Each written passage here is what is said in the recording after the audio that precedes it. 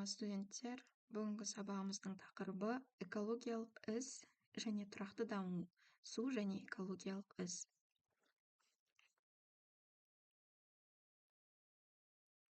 Тұрақты даму жалпы қазіргі ұрпақтың қоршаған ортаның экологиялық сапасы мен қасиеттерін сақтай отырып, өздерінің өмір сүру деңгейін қанағаттандыру және мұндай мүмкіндікті болашақ ұрпаққа да қалдыру қарастырылған дамудың моделі болып саналады. Тұрақты дамудың мынадай маңызды аспектілері бар: таза қоршаған орта, тұрақты биосфера, азық-түлік, су, минералды энергетикалық және басқа да ресурстарды сақтау, биологиялық алуан түрлілікті сақтау. Қазіргі таңда адамзат қоғамының жалпы рұқсат етілген шеңберден шығып кеткенін шектен шығу деп атаймыз. Яғни қоршаған ортаға түсіретін жүктеме осы шекке жеткенде тұрақты даму моделінің өміршеңдігіне қауіп төнеді. Мысалы, Алматы қаласының ауаға бөлетін ластаушы заттарының көлемі қала экожүйесі өңдей алатын мөлшерден әлде қайда көп. Экологиялық із тұжырымдамасына келсек, экологиялық із тұжырымдамасының негізін 1990 жылы Уильям Рис салған болатын. Жалпы адам тұтынатын дәнді дақылдарды өсіруге арналған егістік алқабының көбеюі, мал шаруашылық өнімдерін өндіруге арналған жайылымдардың ауданының көбеюі, ағаш сүрегі, қағаз өндіруге арналған орманның ауданы, балық, теңіз өнімдерін өндіруге арналған теңіз ауданы, тұрғын үй мен инфрақұрылымға арналған аудандар, энергияны жан басына тұтыну кезінде пайда болатын СО2 шығарындысын сіңіруге қажетті орманның ауданы. Жалпы осылардың барлығын жыл сайын Global Footprint Network халықаралық ұйымы осы көрсеткішті бағалап есеп беріп отырады.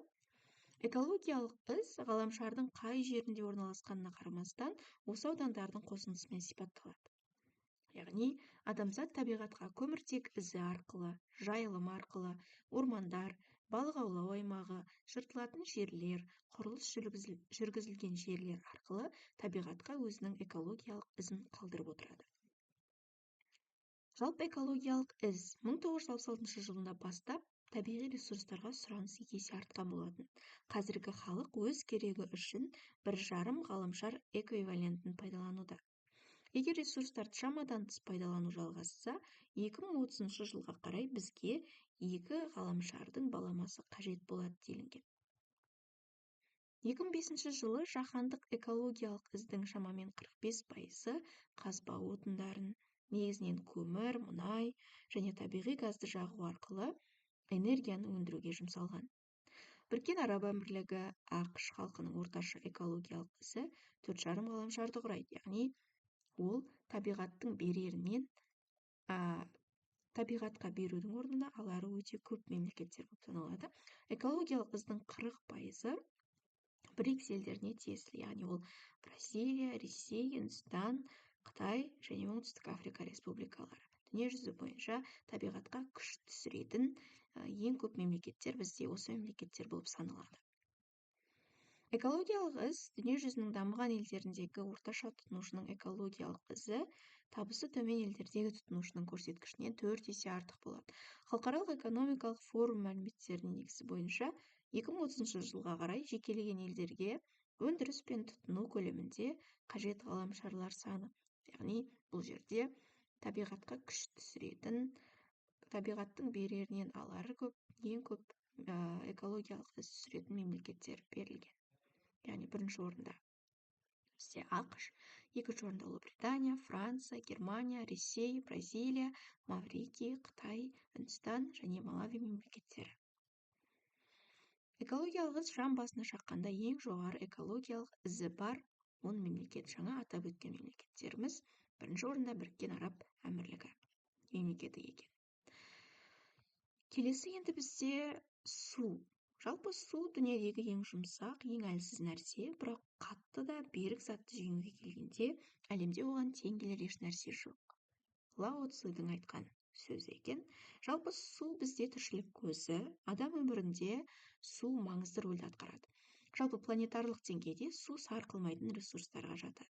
Өйткені оның көлемі планетадағы мөлшері, яғни мұхитта, атмосферада, құрлықта үнемі жүріп отыратын, толықтырып отырылады. Су біздің планетамыздың 78%-ін, 70,8%-ын алып жатыр. Бүкіл су қорының 97%-ы әлемдік мұхиттың үлесіне тиесілі. Тұщы сулардың ең көпшілігі, 70%-ға жуығы, қар және мұздықтарда кездеседі. Жер асты сулардың еншісіне тұщы су қорларының 23% тиеді.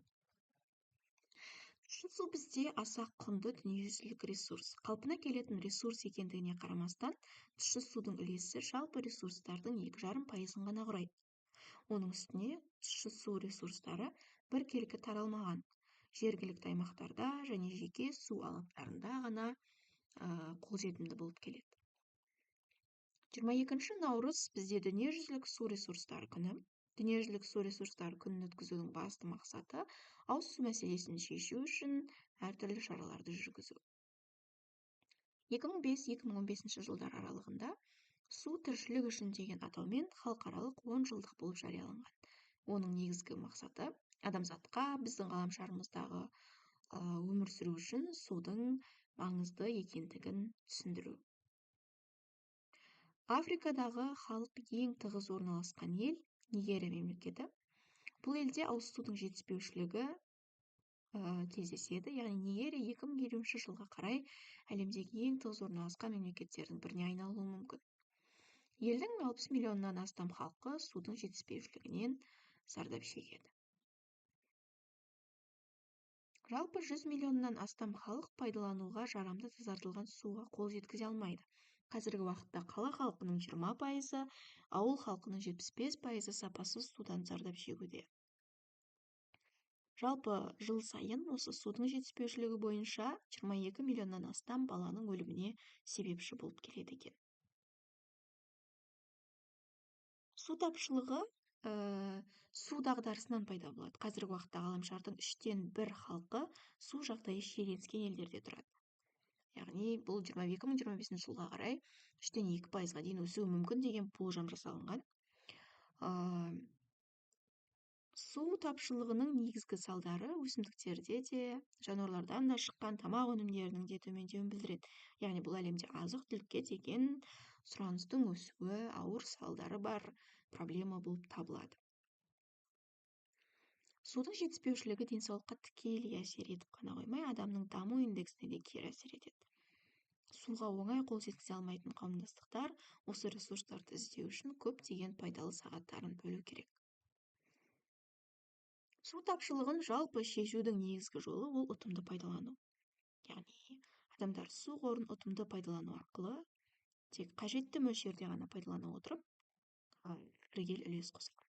Ашық крандар, ағып жатқан құбырлар, суды ластайтын өнімдерді пайдалану бұл су тапшылығын күшейтуге ықпал ететін элементтер болып саналады. Ендеше бізде тапсырма берілген сұрақтар бойынша жауаптарын жазамыз.